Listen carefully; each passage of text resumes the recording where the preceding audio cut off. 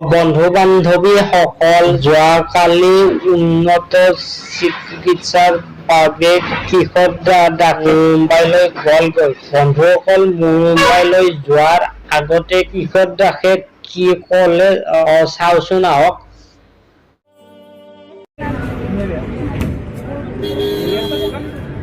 নাই দে এইফালে নাই দে নাই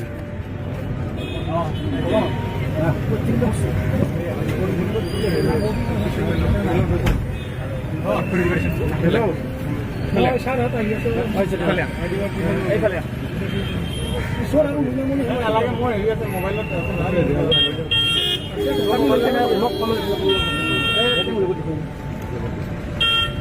মই এটা মোৰ পিছত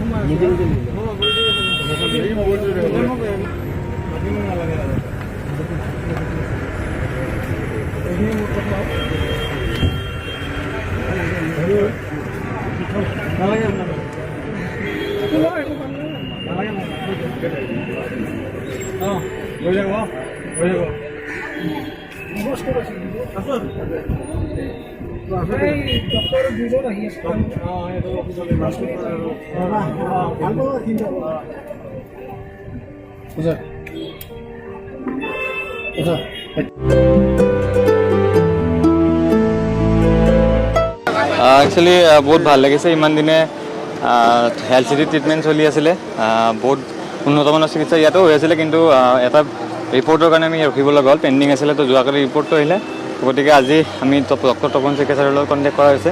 তেখেতৰ আণ্ডাৰত এতিয়া আমি বাকীখিনি ট্ৰিটমেণ্ট কৰিম, আৰু মোৰ লগত দুজন ডক্টৰ গৈ আছে, মোৰ ফেমিলি গৈ আছে। আৰু বাকী যিটো নেক্সট ট্ৰিটমেণ্ট, সেইটো আমাৰ এই যিটো মোৰ আহিব লগা ৰিপৰ্ট আছিলে, সেইটোৰ ভিত্তিত মানে মোৰ ট্ৰিটমেণ্টটো চলিব।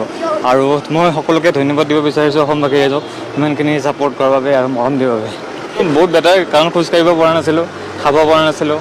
তো এতিয়া খাব পাৰিছোঁ আপোনালোকৰ কেৱল আশীৰ্বাদত।